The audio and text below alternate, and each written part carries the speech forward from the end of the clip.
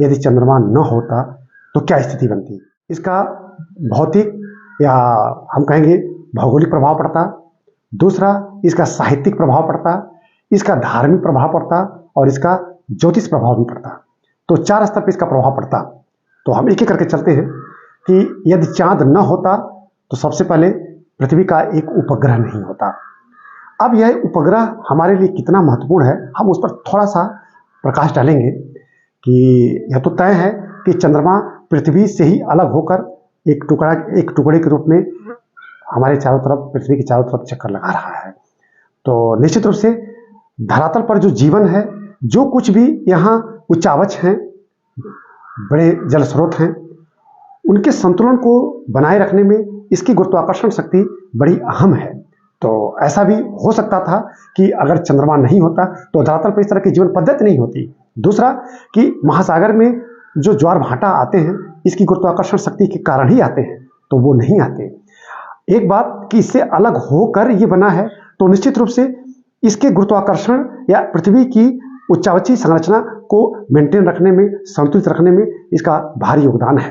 तो भौगोलिक दृष्टि से यह 2 तो प्रभाव सीधा पड़ जाते हैं।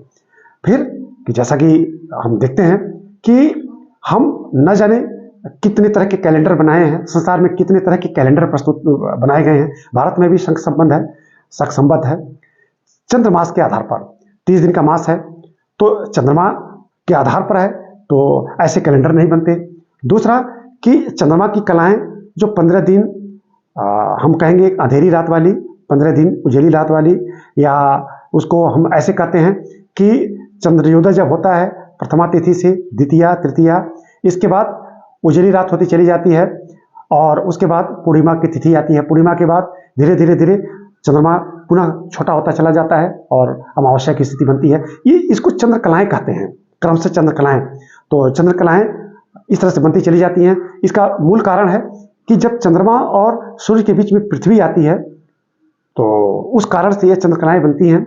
और एक कि चंद्रमा अपने अक्ष पे जितना समय लेता है घूमने में, उतना ही पूरी पृथ्वी का चक्कर लगाने में 27.5 दिन के आसपास उसका पूरा ड्यूरेशन बनता है।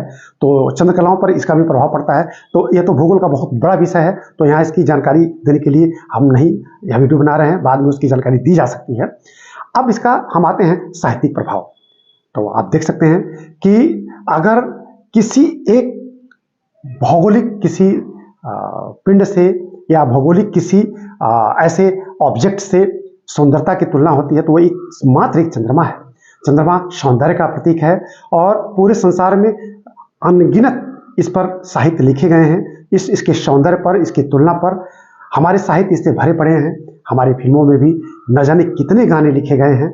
अगर हम 1-2 गाने की बात करें, दम भर जो उधर मुंह फेरे ओ चंदा, आप समझ सकते हैं कितना अच्छा, कितना प्यारा गाना है। फिर देखो वो चांद छुपके करता है क्या इशारे, चंदा मामा से प्यारा मेरा मामा, न जाने कितने गाने हैं और आप सभी लोग जानते हैं। तो ये गाने कहाँ से लिखे जाते हैं? कभी हमारे उनकी सोच धरी की धरी रह जाती। चंद्रमा हमारे लिए तुलना का एक बहुत बड़ा आधार है और फिल्मों में तो इतने अच्छे अच्छे गाने हैं कि सिर्फ गाने यहाँ प्रस्तुत किए जाएं तो घंटों का वीडियो बन जाएगा। एक लाइन के गाने ही घंटों चले जाएंगे। हमारे साहित्य इससे भरे पड़े हैं। तो तुलना नहीं होती, सौंदर्य की तुलना नहीं होती। धार्मिक दृष्टि से हम देखें तो हमारे लिए चंद्रमा बहुत बहुत बड़ा एक पूज्य ऑब्जेक्ट है। हम उसको देवता मानते हैं और देवता की तरह उसको पूजते हैं। इसके बारे में बहुत कुछ नहीं कहा जा सकता है। ज्योतिष की दृष्टि से चंद्रमा को 9 ग्रहों में रखा जाता है और चंद्रमा के प्रभाव को दर्शाया जाता है और ज्योतिष उसकी विद्या को समझ सकते हैं। वो बता सकते हैं कि चंद्रमा कहाँ बैठा है, कहाँ किस कोष्ठक में कहाँ बैठा है। अब हम तो उसके बारे में बहुत जानते नहीं हैं। तो इन 4 दृष्टि से चंद्रमा का बड़ा ही महत्व है। अगर चंद्रमा नहीं होता ये सारी चीज़ें नहीं होती और न जाने कैसी स्थिति धरातल की बनती। और कभी कभी तो हम इसके बारे में सोचते हैं तो हमको लगता है कि हमारी जीवन पद्धति भी इस तरह से नहीं होती, क्योंकि धरातल के संतुलन में चंद्रमा की गुरुत्वाकर्षण शक्ति बहुत बड़ा रोल अदा करती है। सिर्फ इतना ही नहीं कि इससे ज्वार भाटा आते हैं और समुद्र का जल उठ जाता है, गिर जाता है, इतना ही भर नहीं है। अगर उसमें संतुलन की स्थिति बनती बिगड़ती रहती है, उसका पानी उठता है, गिरता है, तो पूरे धरातल पर इसका प्रभाव पड़ता होगा। और निश्चित रूप से धरातल पर जो संतुलन की स्थिति है उसमें चंद्रमा का भी भारी योगदान है। तो हमने बड़ी संक्षेप में आपको यह जानकारी दी, आगे भी इसी तरह की जानकारी दी जाएगी। आप हमारे वीडियो को जरूर देखें और लाइक और शेयर जरूर करें। धन्यवाद।